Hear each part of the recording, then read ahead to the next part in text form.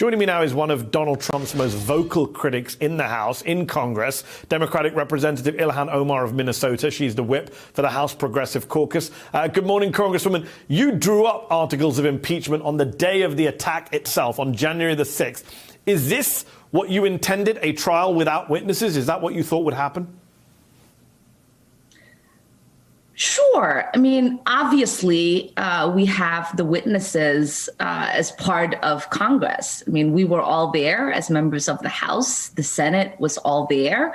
The American people were all there. And so it really wouldn't have been that much necessary to have additional witnesses come speak to evidence that majority of us saw and were present for.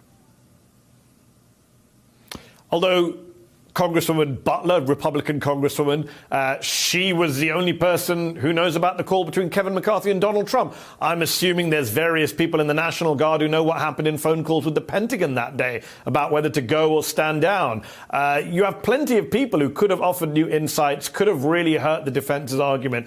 And it just seemed very bizarre yesterday to see a vote that's won by the Democrats on witnesses, talk of witnesses, and then suddenly at the last second, a pullback, apparently to save time. Surely you get why a lot of Democrats, both online and grassroots activists, are upset. They see Democrats folding again in the face of Republican obstructionism, never being up for a fight. I mean, I can understand their frustration, but Mahdi, you have to remember that leadership in the Senate, leadership in the House, we're all having these conversations with the administration, with Mike Pence, with Trump, and they were all reporting back to their caucuses. And so 90% of these conversations we are talking about are not something that would have been new information to any of the people that would have made any considerations on whether to convict or acquit this president. The decisions, sadly, that the Republican Party has made was a calculation based on power and violence being more valuable to them than protecting this democracy.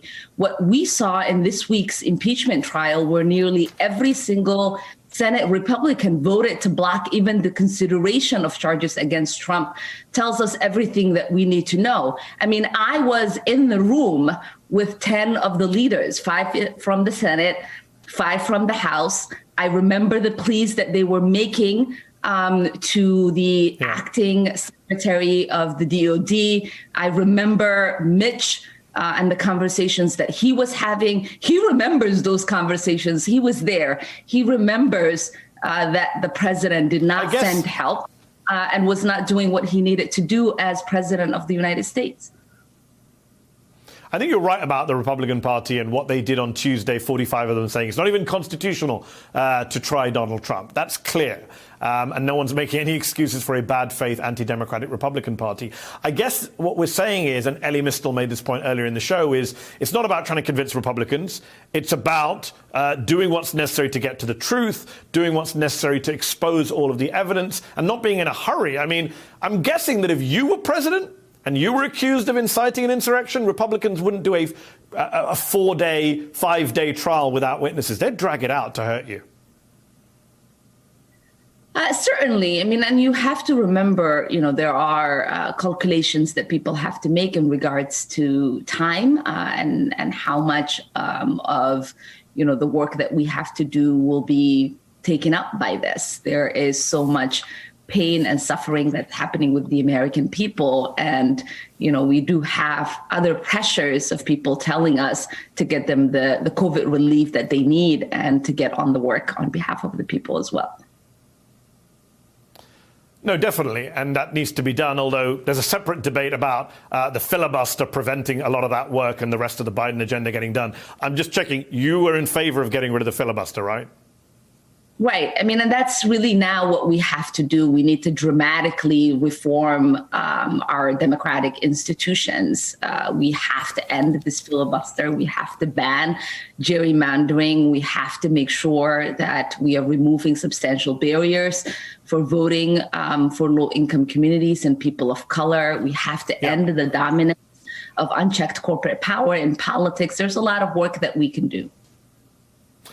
And on that note, we're almost out of time, but I do want to ask about the work that you're doing, unrelated to impeachment, but important. You and Senator Elizabeth Warren, among others, last week co-authored a letter to the Biden administration calling for a review of U.S. sanctions as a foreign policy tool. You say it's causing humanitarian suffering. Briefly, we only have 30 seconds left. How is it causing suffering? Where?